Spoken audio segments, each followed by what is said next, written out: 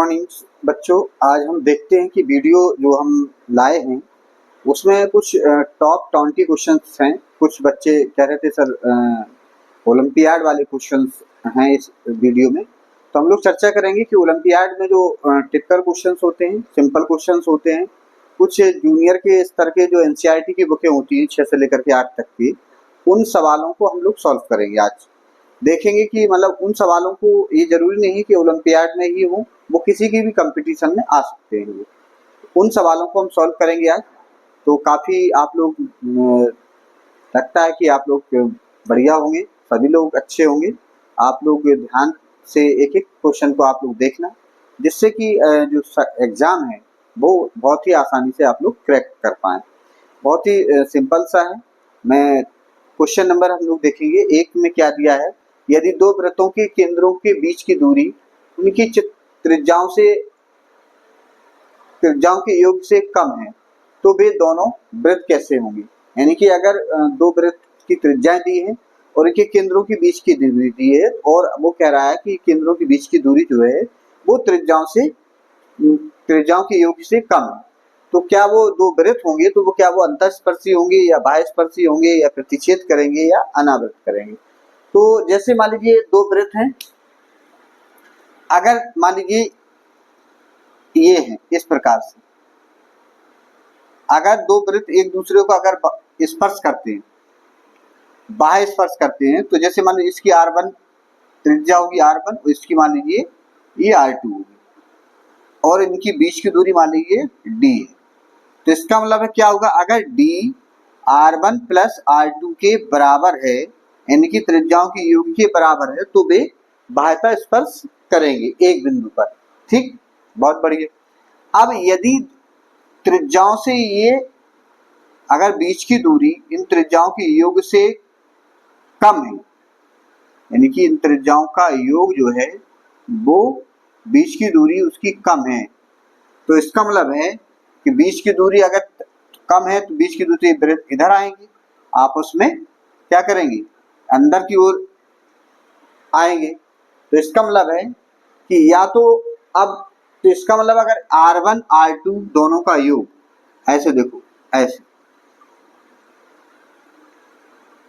ऐसे हो जाएंगे फिर ये, क्योंकि इसकी त्रिज्या मान लो R1 ये है और इसकी त्रिज्या मान लो R2 ये है।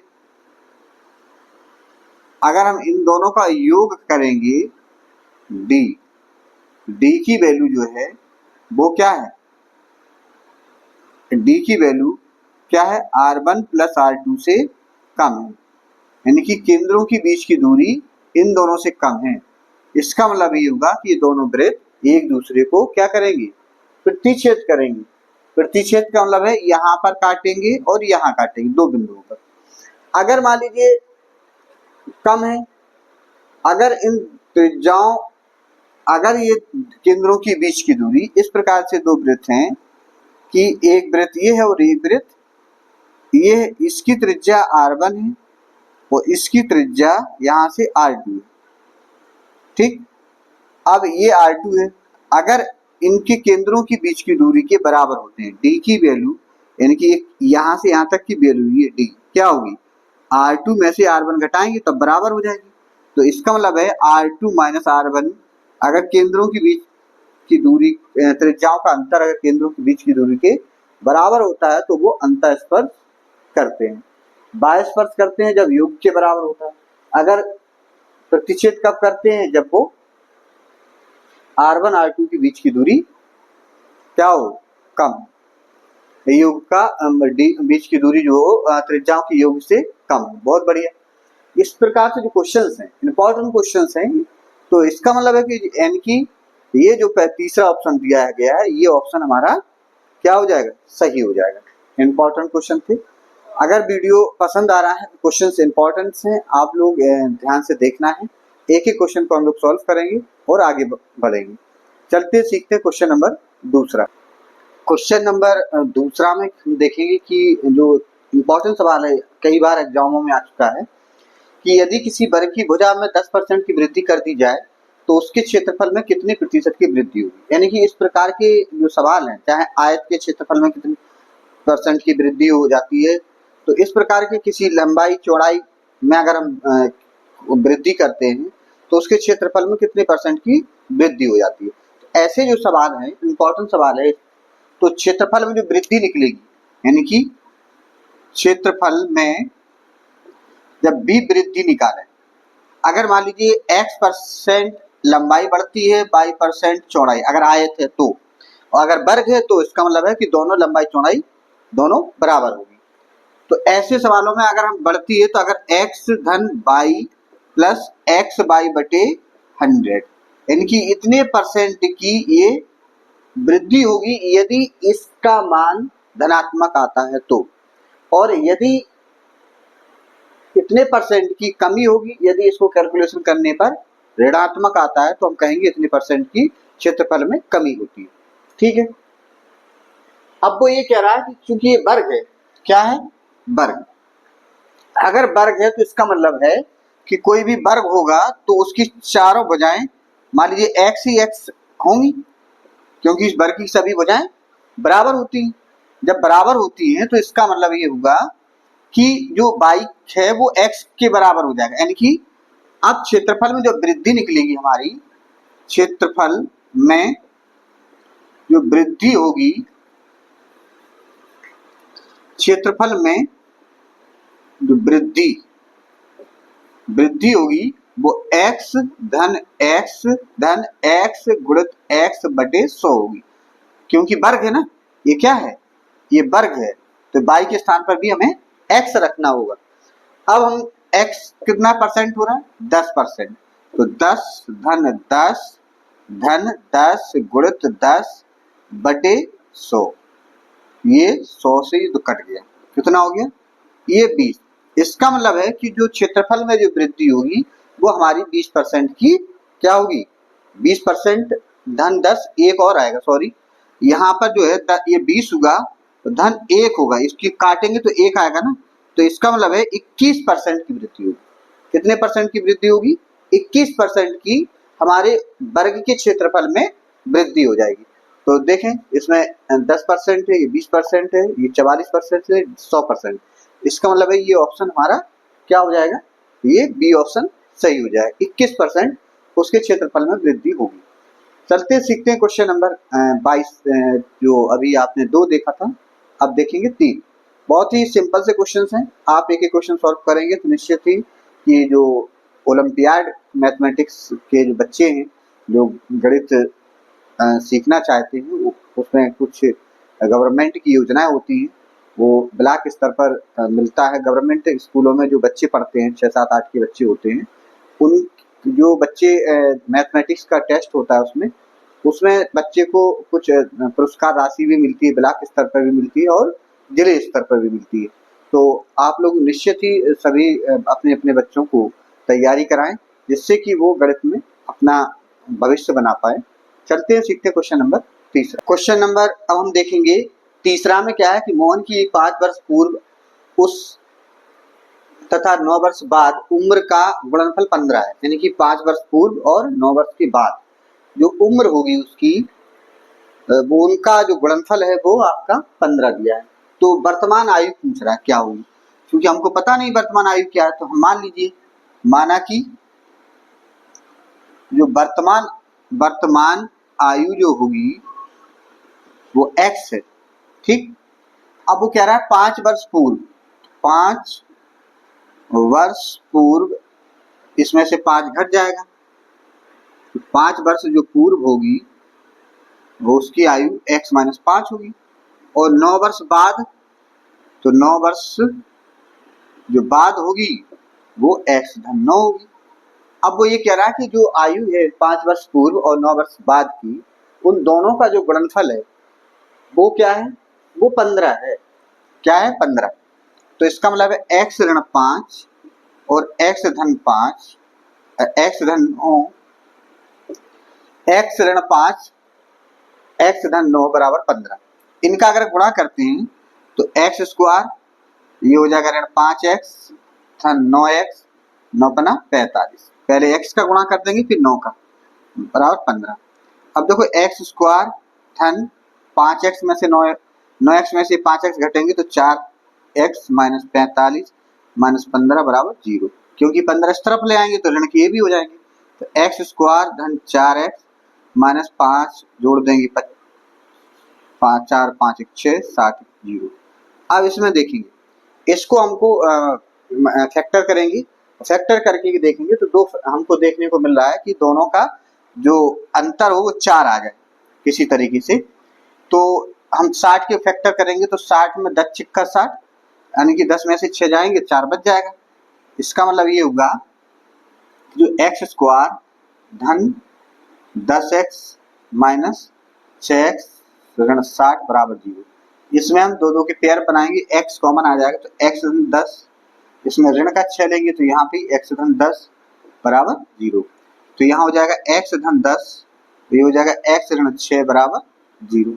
अब यहाँ पर एक देखना है कि यदि अगर हम मान लीजिए x धन 6 बराबर 0 10 बराबर 0 करते हो तो x की वैल्यू ऋण 10 आएगी, क्योंकि उम्र जो होती है वर्तमान आयु हमने x मानी तो x की वैल्यू ऋण 10 आ रही, तो उम्र कभी ऋणात्मक होती नहीं है, तो लिख देंगे अमान, यानी कि ये नहीं 10 वर्ष ऋण 10 वर्ष नहीं हो सकती है। इसका मतलब x ऋण 6 बराबर 0, इसको 0 के बराबर करेंगे तो x बराबर 6 होगी। इसका मतलब है जो हमारी उम्र थी मोहन की, तो मोहन की जो उम्र है, मोहन की उम्र जो है वर्तमान उम्र, कैसी उम्र वर्तमान, वो है आपकी 6 वर्ष होगी। कितनी होगी 6 वर्ष। ठीक है, तो क्वेश्चन में देखो पहला ऑप्शन कितना दिया 1, B option 5, C option 7, D option 6 और डी ऑप्शन हमारा सही हो जाएगा, है ना। इंपॉर्टेंट क्वेश्चन है। यदि वीडियो पसंद आया है तो लाइक करें, शेयर करें और कमेंट जरूर करें। चलते हैं सीखते हैं क्वेश्चन नंबर चौथा। क्वेश्चन नंबर चौथा में क्या है 0.00032 की घात 0.6 का मान है, इसमें से कौन सा है 0.080, बी ऑप्शन है 0.008, सी ऑप्शन 0.800, डी ऑप्शन 0.832। इनमें से एक ऑप्शन सही होगा, इसको सॉल्व करना सिंपल सा है, ये घातांक का सवाल है। तो इसमें क्या है देखो, ये चीज देखो यहां देखना है, यानी कि क्या लिखा है 0.00032, ठीक है। इसकी घात है कितनी है 0.6, दशमलव वाली संख्याओं को पूर्ण संख्या बांट लेते हैं पहले तो ये हो जाएगा 32 बटे 1 2 3 4 5, 1 2 3 4 5, ठीक। की घात 6 है तो 6 बटे ये 10 हो जाएगा, दशमलव हटेगा तो नीचे 10 आ जाएगा। अब यहां पर देखो कि इसके फैक्टर करेंगे तो 2 दूनी 4 दूनी 8 दूनी 16 दूनी 32, ठीक। अब ये आपका कितना 1 10 गुणित 10 गुणित 10 गुणित 10, 1 2 3 4 ये 5, ठीक है, 6 बटे 10। इसका मतलब ये होगा कि ये 2 की घात 5 है और ये 10 की घात 5 है, यानी कि ये 2 की घात 5 है और ये भी 10 की घात 5 है, ठीक। इनकी घात मान लीजिए ये 6 बटे 10 है, ठीक, कोई बात नहीं। इसका मतलब ये हो गया कि ये 2 बटे 10 की घात ये 5 है, इसकी घात ये 6 बटे 10 है। अब 10 का हम भाग देंगे 2 में तो ये हो जाएगा 0.2 की घात 5। अब देखो 6 बटे 10, अगर किसी संख्या की घात n की घात m है तो क्या हो जाता है n गुणित m हो जाता है, यानी कि दोनों संख्याओं का आपस में गुणा हो जाता है, ये घातांक का नियम। जब नियम के आधार पर चलेंगे तो हम देखेंगे क्या कि 0.2 की घात 5 गुणित क्या हो जाएगा 6 बटे 10, 5 दूनी 10, 2 आचा 2 तिया 6। इसका मतलब ये होगा कि 0.2 की घात ये हो गया 3, कितना हो गया 3 हो गया। अब इसका मतलब है कि इसको हम 3 बार गुणा में लिख दें, 0.2 गुणित 0.2 गुणित 0.2, 2 दूनी 4 दूनी 8, 8 तो ये हो गया। अब क्या अंक के बाद दशमलव लगाना है 1 2 3 अंक के बाद, तो 1 ये 2 यहाँ दशमलव जाए, यहाँ पर हम लिख सकते हैं ऐसे 0.008। तो देखो कौन सा ऑप्शन सही है, यानी कि पहला बी ऑप्शन हमारा सही आ गया। क्या आ गया 0.008। अब हम देखेंगे ऐसे ही इंपॉर्टेंट क्वेश्चंस और आगे जो इंपॉर्टेंस हैं। क्वेश्चन नंबर हम देखेंगे, क्वेश्चन नंबर 5।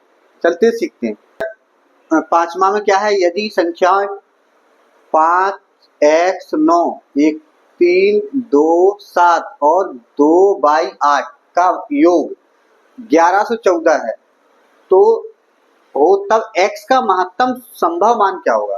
पहला ऑप्शन दिया है 9 दिया है, बी ऑप्शन 8 दिया है, सी ऑप्शन 7 दिया है, डी ऑप्शन 6 दिया है। तो ये क्योंकि x का महत्तम मान पूछ रहा है तो इन संख्याओं का योग करेंगे तो ऐसे लिखेंगे 5x 9 3 2 7 2/8, इनको हम जोड़ेंगे, ये हमें योग क्या है। 9 7 16 और 8 24 की 4 हासिल 2 हासिल आ जाएगी आपकी। अब इसका योग जो होगा, यहाँ पर वो कह रहा है 1 है, यहाँ पर 11 है। अब इसका मतलब इसका जो योग है यानी कि x धन 2 धन y, तो ये हासिल और जोड़ेंगे इसमें 2, ये किसके बराबर होगा। ये देखो 11, यहाँ 1 है, यहाँ कितना 5 3 8, 5 3 8 2 10, तो इसकी जो हासिल यहाँ पर ये 11 हो रहा है, इसका मतलब एक हासिल यहाँ आई होगी तभी तो होगा। इसका मतलब ये यहाँ पर एक हासिल यहाँ आई है, इसका मतलब ये 11 है, इसका मतलब ये 11 होगा क्योंकि तभी तो यहाँ पर इनका योगफल जो 11 के बराबर होगा ना, तभी तो ये हासिल यहाँ आई है, इसका मतलब इसका योगफल होगा जो 11। अब इसका महत्तम मान क्या होगा, x के, वो कह रहा है महत्तम मान के लिए y की वैल्यू होगी वो 0 होगी, तभी x का मान ज्यादा आएगा, अन्यथा y की वैल्यू अगर 1 भी आ गई तो ये x का मान उसका कम हो जाएगा। तो x धन 2 धन 0 धन 2 बराबर 11, तो ये हो जाएगा x धन 4 बराबर 11, तो x बराबर हो जाएगा 11 ऋण 4 बराबर 7, यानी कि x की वैल्यू जो होगी महत्तम मान संभव क्या होगा 7 होगा। तो ये पहला ऑप्शन दिया 9, B option 8, C option 7, D option 6, पहला ऑप्शन हमारा ये सी ऑप्शन सही हो जाएगा आपका 7। ठीक है, चलते हैं सीखते हैं क्वेश्चन नंबर 6वां। इंपॉर्टेंट क्वेश्चन है।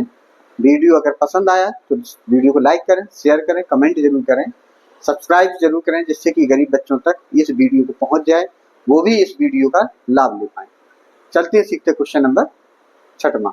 क्वेश्चन नंबर अब हम लोग देखेंगे कि क्वेश्चन नंबर 6वां में क्या है कि दो संख्याओं का लासा और मासा का गुणनफल 336 है और उनके बीच का जो अंतर है वो 10 है, तो वह संख्याएं कौन सी होंगी। देखो संख्याओं मासा और ये लासा का जो गुणनफल होता है वो दोनों संख्याओं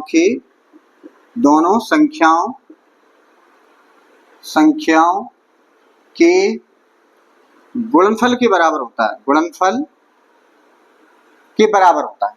इसका मतलब है कि जो ये संख्याएं हमको दी है, सवाल से भी हम आंसर निकाल सकते हैं, जो हमको ये संख्याएं दी है उनका अगर गुणनफल हमारा 336 आ जाता है जिससे, तो वो हमारा वही संख्याएं होंगी, क्योंकि वो कह रहा है कि दो संख्याओं का गुणनफल 300, मासा लासा का गुणनफल है वो 336 है, और क्योंकि मासा और लासा का गुणनफल उन संख्याओं के गुणनफल के बराबर होता है, तो इसका मतलब है कि 336 उन संख्याओं का गुणनफल भी होना चाहिए। इसका मतलब ये हो गया कि देखो 336 ये तो होगा नहीं, ठीक, इकाई अंक 6 है तो 4 चौके 16, ये भी हो सकता है, ये भी हो सकता है, ये भी, इकाई अंक सभी के बराबर है। लेकिन वो ये कह रहा है अंतर 10 है, क्या कह रहा है, अंतर 10 है। इसका मतलब है कि अंतर जो है ये तो 24 24 दो बार लिख दिया, ये तो हो नहीं सकता, ये भी चला गया, इसमें भी अंतर 10 है और इसमें भी अंतर 10 है, ठीक, ये या तो ये होगा या तो ये होगा, ठीक है। लेकिन अब हमको ये देखना है कि क्या इन दोनों का गुणनफल 336 है, क्योंकि जो संख्याओं मासा और लासा का गुणनफल 336 जो है संख्याओं के गुणनफल के बराबर होता है। अगर हम वैसे ही देख लें 4 3 12, अगर देखें 4 चौको 16, इस 300 और इस 44 का गुणा करेंगे तो 4 चौको 16, 4 3 12 13, फिर इसको 6 3 1, 6 6 3 9, 3 1 4, ये 1496 होगी, तो ये भी नहीं होगा। अब इसको देखो, इसमें देखो अंतर 10 है, ठीक है, इसका गुणनफल करके देख लीजिए, 14 चौको 56 और 14 दूनी 28 और 5 8 5 13, 336 हो गया। इसका मतलब है ऑप्शन हमारा कौन सा सही होगा, ये बी ऑप्शन सही हो जाएगा। यानी कि डायरेक्ट हमने क्या किया, इस संबंध से कि दो मासा लासा का गुणनफल दोनों संख्याओं के गुणनफल के बराबर होता है, इससे हम निकाल सकते हैं। अब अगर मान लीजिए आपको और दूसरा मेथड से लगाना है तो वो थोड़ा लेंथी हो जाएगा, लेकिन समझ लेते हैं हम लोग। क्या है कि अगर मान लीजिए एक संख्या, दोनों संख्याओं के बीच का अंतर वो कह रहा है 10 है, तो अगर हमारे पास पहली संख्या, अगर यदि एक संख्या हमारी, एक संख्या जो है x है, तो दूसरी क्या होगी, दूसरी संख्या जो होगी वो क्या होगी, x धन 10 होगी, क्योंकि दोनों संख्याओं का अंतर 10 है ना। क्या है, दोनों संख्याओं का अंतर 10 है। या तो हम x अगर मान लीजिए बड़ी संख्या मानते हो तो ये छोटी संख्या मान लीजिए, इसमें से x घटा दीजिए, ये भी कर सकते हैं। दो भी, चाहे आप उसको कम मानेंगे तो इसको बड़ी मान लीजिए, उसको छोटी मानेंगे, बड़ी मानेंगे तो उसको छोटी हो जाएगी उसमें से। तो दोनों संख्याओं का अंतर, जब मैंने कि इसका अंतर करेंगे तो 10 ही आएगा, ठीक है। अब इन संख्याओं, क्योंकि हमको पता है कि लासा मासा का गुणनफल दोनों संख्या गुणनफल के बराबर है, इन दोनों संख्या को गुणा, आपस में गुणा करेंगे। जब हम गुणा करेंगे तो हमारा क्या है, x इंटू एक्स ऋण 10 बराबर 336। अब x square minus 10x minus 336 बराबर 0। यहाँ पर देखो, अब यहाँ पर क्या है कि 10 आना चाहिए, तो 336 का जब हम गुणनखंड करेंगे तो एक तो हो जाएगा 14 और एक हो जाएगा 24, है ना। तो ये हो जाएगा एक्स स्क्वायर ऋण 24x धन 14x ऋण 336 बराबर 0। अब इसके फैक्टर करेंगे, अगर हम फैक्टर कर देते हैं इसके, तो x कॉमन इसमें है, x कॉमन आ जाएगा तो x माइनस ये 24 हो गया, और यहाँ पर क्या आ जाएगा, ये 14 आ जाएगा, तो यहाँ पर x माइनस यहाँ भी 24 बराबर 0 हो जाएगा। तो x माइनस 24 और x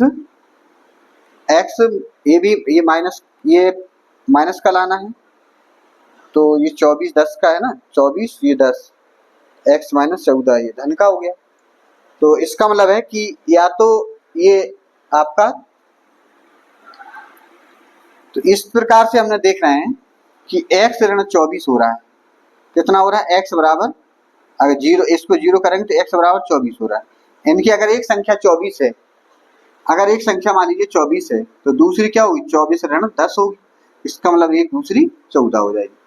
इसका मतलब 14 और 24 हमारा आंसर आ जाएगा। तो ये भी इंपॉर्टेंट सवाल, मतलब इस प्रकार से भी हम आपका द्विघात समीकरण बना करके भी हल कर सकते हैं, और आंसर से ही आपको एक कंडीशन पता है तो इसको सॉल्व कर सकते हैं। बहुत सिंपल सा सवाल। चलते अब हम लोग सीखेंगे क्वेश्चन नंबर 7। अब हम लोग देखेंगे मोस्ट इंपॉर्टेंट क्वेश्चन है कि क्वेश्चन नंबर 7 में लिखा है कि यदि आज 1 अप्रैल है, क्या है, आज 1 अप्रैल है, दिन बुधवार है, और यह अधिवर्ष है। कौन सा वर्ष है, अधिवर्ष। एक सामान्य वर्ष होता है जिसमें आपका 365 वर्ष दिन होते हैं, और जो आदिवर्ष होता है उसमें 365 की जगह एक वर्ष बढ़ जाता है। आज से 3 वर्ष पश्चात सप्ताह का कौन सा दिन होगा। अब आदि वर्ष में क्या होगा कि जैसे आदि वर्ष के जो वो है आपका दिन, तो आज का जो दिन होगा यानी कि 1 अप्रैल,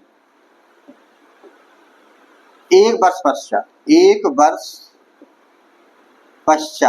वर्ष के बाद आज का जो दिन होगा, आज का दिन होगा, जो आज कौन सा दिन था, बुधवार था, वो कह रहा है बुधवार। तो 1 वर्ष बाद तो उसमें एक जोड़ देंगे। अगर हम यही बात करें 2 वर्ष पश्चात आज का दिन कौन सा होगा, तो बुधवार में क्या हो जाएगा, एक और जोड़ दो, 1 धन 1। फिर वो कहेगा 3 वर्ष पश्चात कितना होगा, कौन सा होगा, 3 वर्ष पश्चात आज का दिन क्या होगा, बुधवार में एक धन एक हो जाएगा। कितने दिन जुड़ गए? यानी कि बुधवार से कितने दिन आगे होगा? 3 दिन आगे, यानी कि बुध के बाद ये हो जाएगा बृहस्पति, बृहस्पति और शुक्र और इसके बाद शनि। तो 3 दिन, तो आज का दिन 3 साल बाद कौन सा होगा? शनिवार होगा, है ना। तो देखो इसमें कौन कौन सा, पहला ही ऑप्शन दे दिया, क्या बात है, ये हो गया शनिवार, पहला ऑप्शन शनिवार। दूसरा दिया था बुधवार, सोमवार, शुक्र, रविवार, पहला ऑप्शन हमारा सही हो जाएगा। कौन सा हो जाएगा सही? शनिवार। तो जब भी आदि वर्ष दिया है तो उसमें आप जो 1 अप्रैल को ही अगर उसी में देखेंगे तो एक दिन आप एक जोड़ देते हैं तो वो उसी तारीख को आपका क्या हो जाएगा? एक दिन आगे बढ़ जाएगा वो, ठीक है। तो चलते सीखते क्वेश्चन नंबर हम लोग 8। अब हम लोग देखेंगे क्वेश्चन नंबर आपका 8वां। बहुत बढ़िया सवाल है, इंपॉर्टेंट सवाल है। दिए गए न्यून कोण के पूरक व संपूरक कोणों का अंतर है 180 अंश, 90 अंश, 60 अंश, 135 अंश। इनमें से एक ऑप्शन सही होगा।